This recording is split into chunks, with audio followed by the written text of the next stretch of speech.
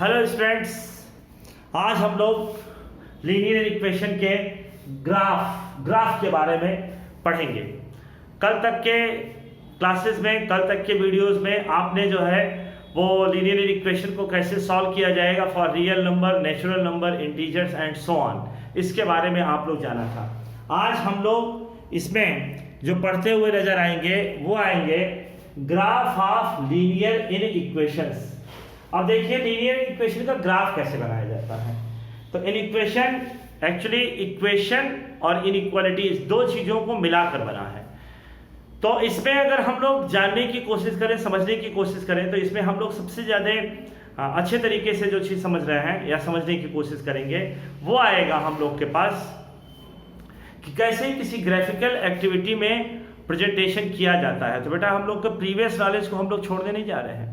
Previous knowledge में आपने graph of two variable linear equation पढ़ा था, सेम यहाँ भी आपको वही बनाना है। थोड़ा सा आपको इसमें और चेंजेस करते हुए आप चीज़ों को और आगे बढ़ा सकते हैं।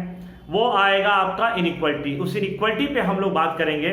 तो देखिए, तो ग्राफ ऑफ लीनियर इक्वेशन में सबसे पहले हम आपको बताते हैं, अगर आपको x is equal to constant मिला है बेटा, क्या मिला है? x equal to constant.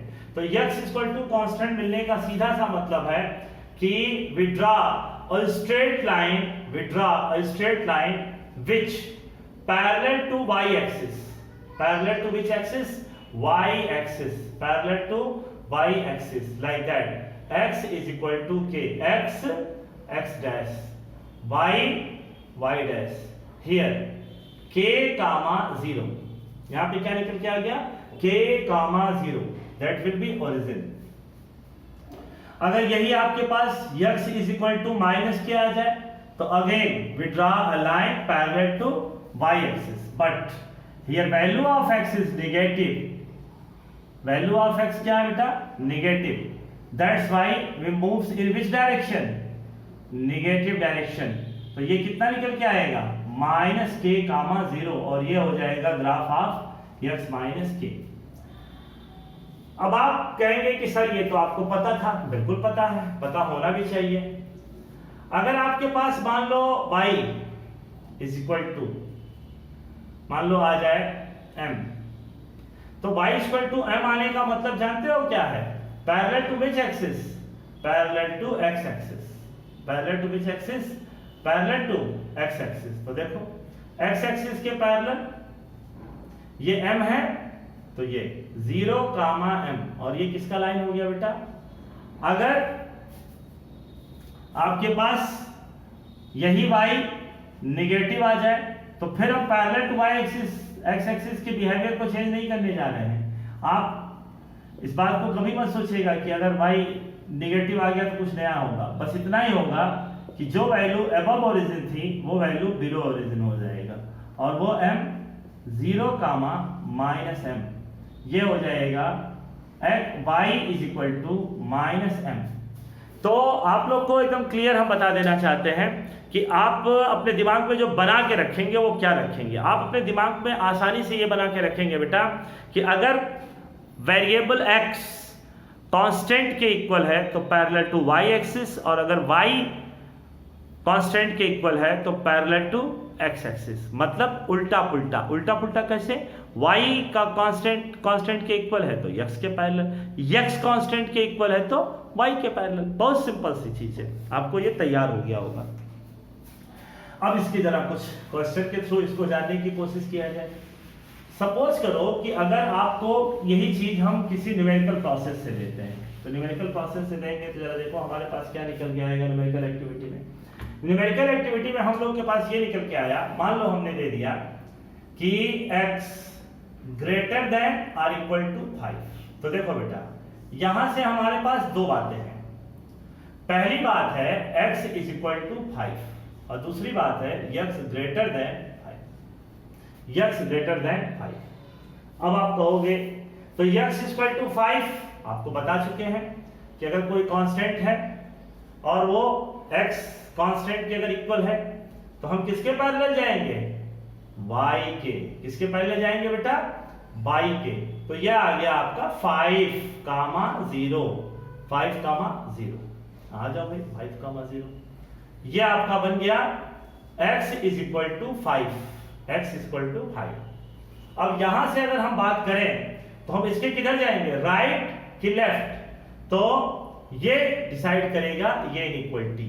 यहां x मोर देन 5 है, तो 5 से मोर का मतलब क्या, ये जाहिर सी बात है ये 4 रहा होगा, ये 3, ये 2 और ये 1 और ये 0, 5 के बाद 6, 7, तो अब मोर देन 5 का मतलब हम इसके इधर शेडिंग कर देंगे, इधर शेडिंग कर देंगे, मतलब ये लाइन इक्वल की लाइन तो ये हो गई और इसका ग्राफ आफ्टर 5, तो ये शेडेड रीजन में आपको, अगर आपको हमने दे दिया x इज इक्वल टू मान लो -3, तो x इक्वल टू -3 अगर हमने दे दिया, तो आप जानते हो इसका ग्राफ कैसे बनाते हैं, x डैश y डैश। अब x इक्वल टू -3, तो देखो -1 -2 -3 आप यहां बना देते हैं, कब, अगर ये x इक्वल टू -3, लेकिन अगर ये -3 के साथ लेस देन और इक्वल टू -3 हो जाए, मतलब x की वैल्यू -3 तो हो, तो ये x इक्वल टू -3 का ग्राफ हो गया, और फिर लेस देन -3, तो -3 से लेस का मतलब किधर, -4 -5, तो इस लाइन के इधर हम शेडेड रीजन कर देंगे, क्या कर देंगे बेटा, शेडेड रीजन कर देंगे। तो ये आपके इनइक्वालिटी में उस वैल्यू के लिए ग्राफिकल एक्टिविटी हमने किया जिस वैल्यू में आपके पास क्या निकल के आता है, कांस्टेंट, जब आपका x कांस्टेंट के इक्वल होगा या x y कांस्टेंट के इक्वल होगा। अब यहां से फिर आप देखेंगे कि सर ये तो आ गया समझ में, फिर आपके मन में आएगा कि सर x इक्वल टू हमेशा कांस्टेंट मिले, ये कोई जरूरी तो है नहीं, बिल्कुल जरूरी नहीं है। हमेशा एक ही वेरिएबल मिले, ये भी जरूरी नहीं है, बिल्कुल जरूरी नहीं है। अगर दो वेरिएबल्स हो जाए तो दो वेरिएबल्स में इक्वलिटी का ग्राफ तो हमको आता है सर, आपको आता है, मतलब हम आपकी बात कर रहे हैं कि आपको आता है, तो अगर x equal to x plus Y का कांस्टेंट या किसी भी वेरिएबल के इक्वल अगर रिलेशन आ जाए तो आप बड़े अच्छे से जानते हैं। क्वेश्चन कब अराइज होता है कि अगर आपके पास कोई भी लेस देन या ग्रेटर देन की इनइक्वालिटीज आ जाए, तो हम लोग उस ग्राफ को कैसे प्लान करेंगे, कैसे ड्रॉ करेंगे, इस पे हम लोग बात करते हैं। तो चलो देखा जाए, तो अगर यहां पे हम बात करें तो देखो, मान लो हमने ले लिया बेटा 2x प्लस, मान लो हमने ले लिया 3y और इज इक्वल टू 6, जरा ध्यान से सुनिएगा, 2x plus 3y is equal to 6, sorry, तो देखो अगर 2x plus 3y equal to 6 की हमने बात किया, तो जाहिर सी बात है यहां पे हम लोग ग्राफ बनाते समय x डैश y डैश, ये हमारा क्या बन गया 0, 0, ये क्या बना 1 2 3 4 5 -1 -2 -3 -4, यहां पे क्या आ गया 1 2 3 4, यहां पे -1 -2 -3 -4। यहां पे अगर हम बात करें तो हम लोग के पास जो वैल्यू आएगी, तो जरा ध्यान देना, इसमें हम पहले x एक्सिस का पॉइंट निकालते हैं, तो फॉर x एक्सिस देखो बेटा, for x axis y is equal to 0, इसमें सब्स्टिट्यूट कर दो, तो जब y इक्वल टू 0 रखोगे तो क्या मिलेगा 2x plus 0 is equal to 6, तो 2x इक्वल टू 6, तो x इक्वल टू 3। एक पॉइंट आपको क्या मिल गया, कैपिटल A, x की वैल्यू 3 और y की value 0। For y axis, point यहां लिख दीजिएगा, पॉइंट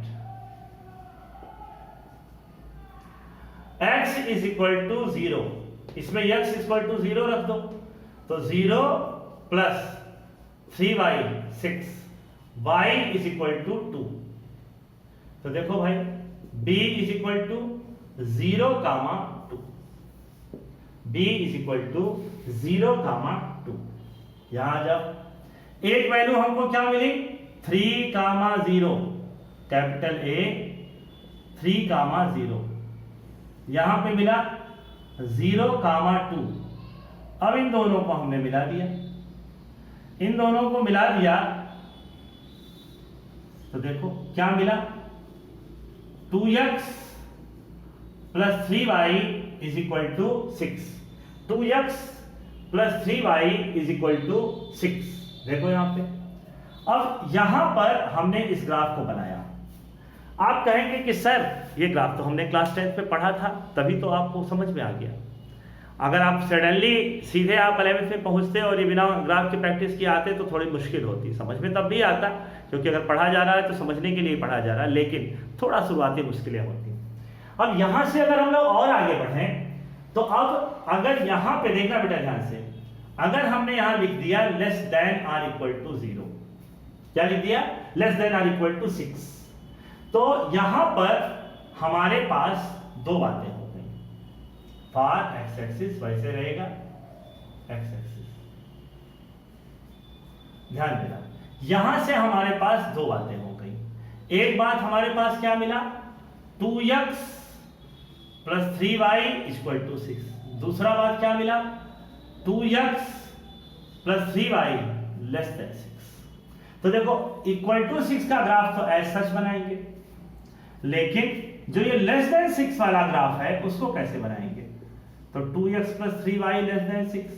देखो हम एक पॉइंट ओरिजिन का सिलेक्शन करते हैं और ये देखते हैं कि ये ओरिजिन हमारे सॉल्यूशन के पार्ट में आता है कि नहीं आता है। तो देखो यहां पर x is equal to 0 and y is equal to 0 for origin O 0, 0। अगर हम 0, 0 पे इसकी बात कर दें तो अब ये बताओ x 0 y 0, तो यहां पर रख दो।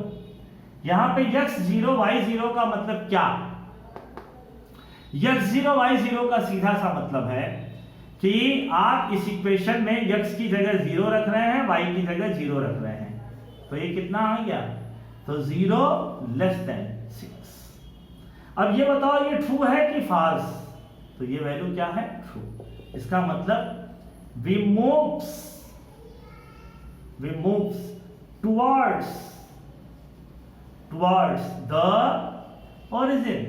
इसका मतलब क्या हो गया, इसका सीधा सा मतलब हो गया कि हम ओरिजिन की ओर जाएंगे। we moves towards the origin, हम ओरिजिन की ओर जाएंगे। क्यों जाएंगे, क्योंकि ये वैल्यू ओरिजिन इस लीनियर इनइक्वेशन को सेटिस्फाई कर रहा है।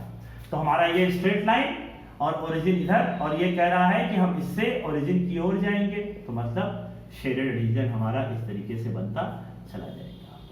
ये पूरा का पूरा शेडेड रीजन इस तरीके से बनता चला जाएगा। ध्यान दीजिएगा बेटा, आपको ये समझ में आ रहा होगा। तो ये बात आपकी समझ में आ गई।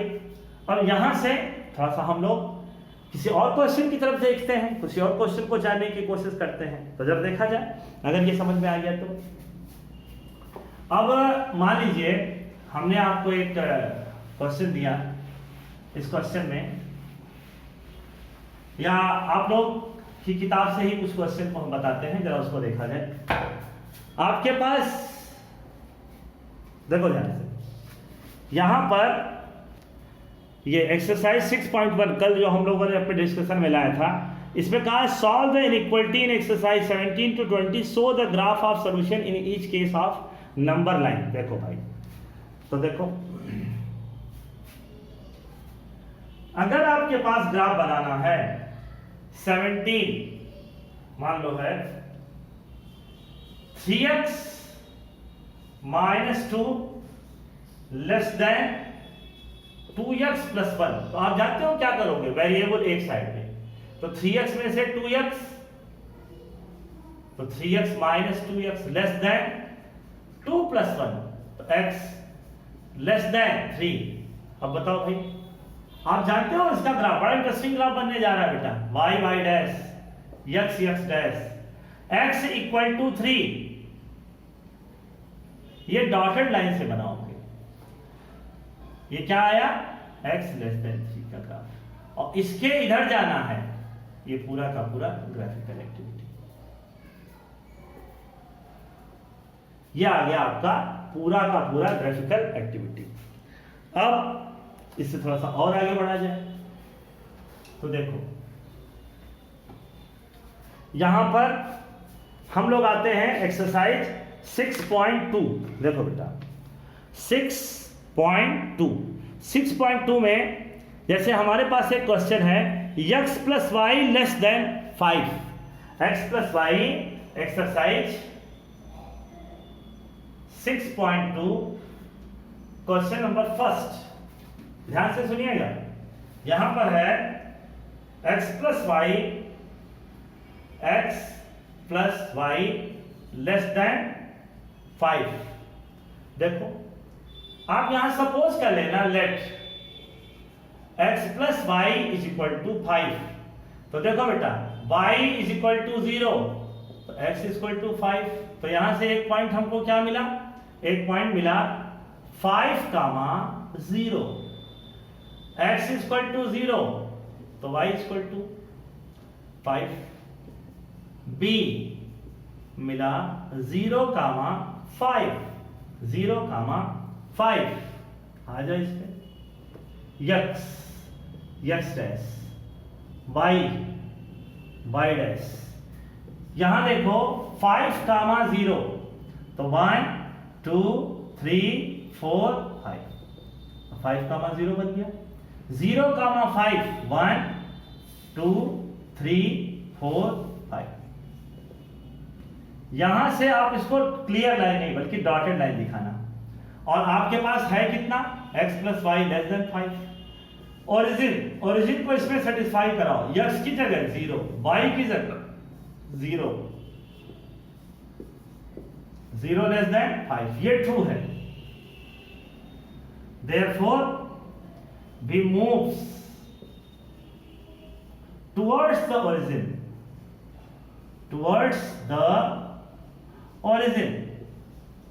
हम लोग किधर मूव करेंगे, टुवर्ड्स द ओरिजिन। मतलब इस लाइन जो हमने बनाया है, इस लाइन से किधर मूव करेंगे बेटा।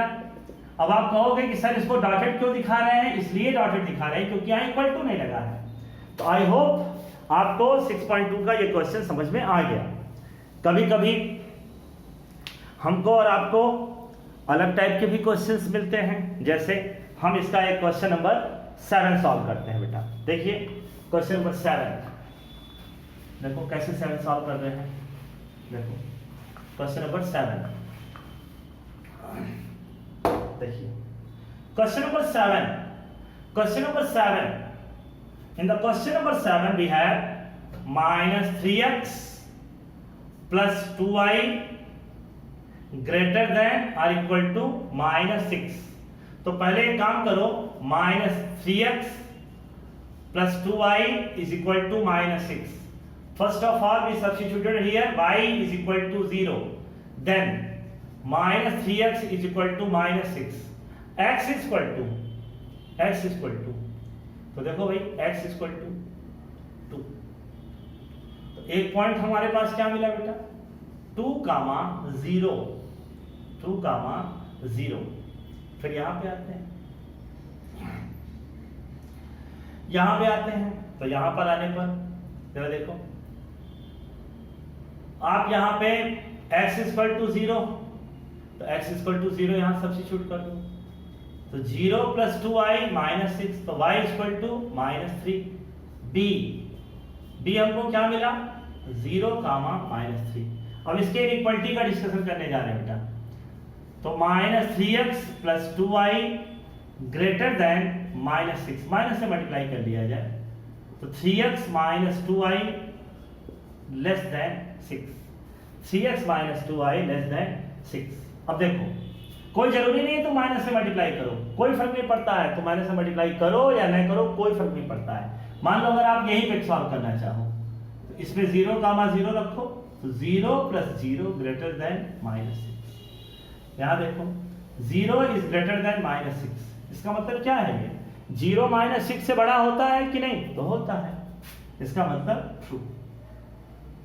तो अब ये लाइन जब हम बनाने जाएंगे बेटा, तो हम लोग क्या पाएंगे, पहला 2, 0, तो 0, 1, 2, तो ये एक पॉइंट मिल गया A, 2, 0। फिर दूसरा पॉइंट क्या मिला, -1, -2, -3, 0, -3,